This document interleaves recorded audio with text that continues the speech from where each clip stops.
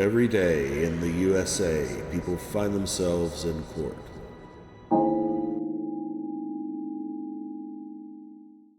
Your Honor, I would just, indicate that the testimony from Ms. Wolfie and from Ms. Foster indicated that the defendant had probation conditions at the time that she was under Ms. Limke's supervision to refrain from the use of THC and of opiates. I would really submit that the hearing worksheet as well as the reports from Northwest Labs speak for themselves. They indicate a positive test. I mean, this is kind of a binary condition. It's either present or it's not. It indicates that these substances were present. It was not contingent. And specifically with respect to the opiates, Ms. Limke testified that the prohibition on the use of opiates was not conditioned on the legal status of the source of the opiates. What was dispositive was whether or not there was a valid prescription that could be the source of those opiates. Ms. Limke testified that she has not been made aware of any such prescription.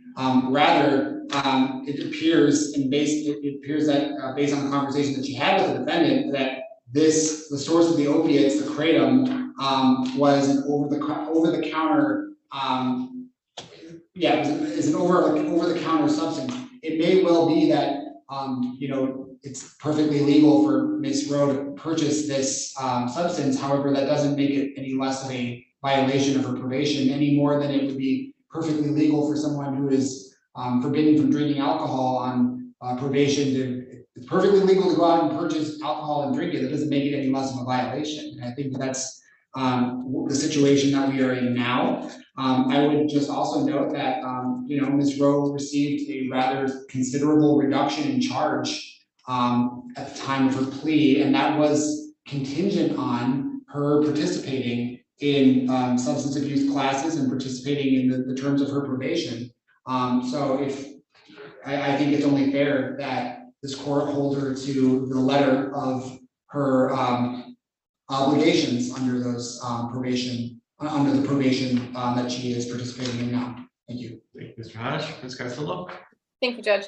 Judge, I think it's clear from, obviously the testimony from both Ms. Limke and from Ms. Foster that both of these results, or at least from what we determined, the kratom, it was purchased over the counter, obviously something that we can assume that Ms. Rowe thought was a perfectly legal substance. We did determine that it was legal, through the testimony today.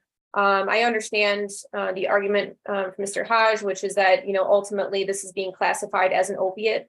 Per Ms. Foster, apparently it acts, it's an herb that does act like an opiate in the body. However, this is something that Ms. Rowe was not aware of.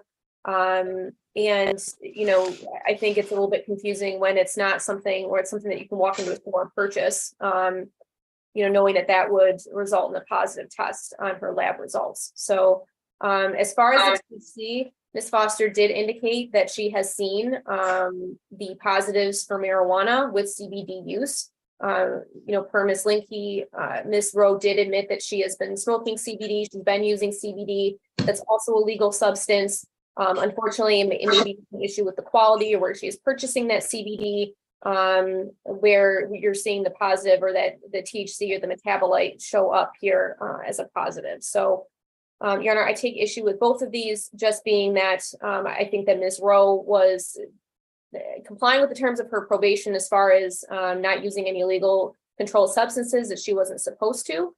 Unfortunately, she's had these positives here on both of these labs. As far as I know that Mr. Hodge didn't, address at all the CBD as far as that being a legal substance, in marijuana also being a legal substance today. It is, however, ordered specifically by probation that she's not allowed to consume THC or use marijuana whatsoever while she's on probation unless she has a prescription. But I don't believe in Ms. Blinky confirmed that CBD, that's not the same ordered with the CBD. So, Your Honor, I think that this was simply, a situation where the lab is testing, for substances that my client was not aware of, or at least as far as the kratom going to be, again, showing up on here. So I have to think that the court dismissed the violation at this time. All right, thank you, Ms. Costello. Anything else, Mr. Ash? Your Honor, I would just indicate that, I mean, in all transparency, I think that the people are less concerned about the THC related violation only because it can't be quantified how much was actually present in the substance. And I'm looking at a picture of this whatever this is that she was taking that was sent to probation, and it does say no THC on it. So if she's relying on that statement, I would, the court can put as much weight on that as they see fit, but that's why I'm not emphasizing that one as much. All right, having heard the testimony and the arguments of the parties, taking into account the lower burden of proof here at a violation of probation hearing, where it just needs to be shown by preponderance of the evidence that there was a violation. I believe that the people have met their burden. The tests are low in level. They're dealing with substances that I expect and I understand were likely confusing to Ms. Rowe, and was using things that she thought was within the bounds of probation. I kind of liken it to somebody that comes in and tells me that they were using NyQuil, and that's why an ETG tested positive for alcohol. It's in a lot of ways similar here. Ultimately, you're responsible for what substances you're using and for what's going in your body, especially when you're being monitored and ordered not to have certain things be in your body. So I think that does amount to a violation by preponderance of the evidence, and it is that is the ruling of the court. With regards to sentencing, then, Ms. Linke or Mr. Hodge, did you want to speak to sentencing? Again, Your Honor, I mean, I would leave this to the court discretion. Anything to add to your hearing worksheet, Ms. Linke?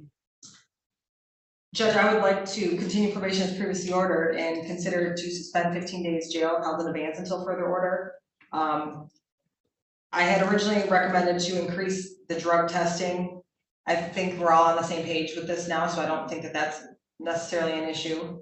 So once a month would be fine with me. But I would like to incorporate the abstain from the use of any alcohol, marijuana, controlled substances, and any other mind-altering substances, including CBD products and kratom, be added to her orders of probation. All right, Ms. Costello, and before I get to you, Ms. Costello, Ms. Linke, she has since provided proof of the allegation. She has. Yes. All right, Ms. Costello. Your Honor, I think the recommendation is fair. We're just asking the court to follow along with that. Thank you. All right. Anything you'd like to say, Ms. Rowe, before I pass sentence? No. All right. I am going to adopt the recommendation as kind of altered here this morning. Continue probation as previously ordered, suspend 15 days jail until further order of the court. I'm not going to increase testing, but I will add the additional condition that you abstain from the use of any alcohol, marijuana, controlled substance, and any other mind-altering substance, including CBD products and kratom. That would be the order of this court. Any questions, Ms. Rowe? No. All right. You're all set for today. Thank you, Ms. Costello. Thank you, Judge. Take care. Monica, I'll call you later.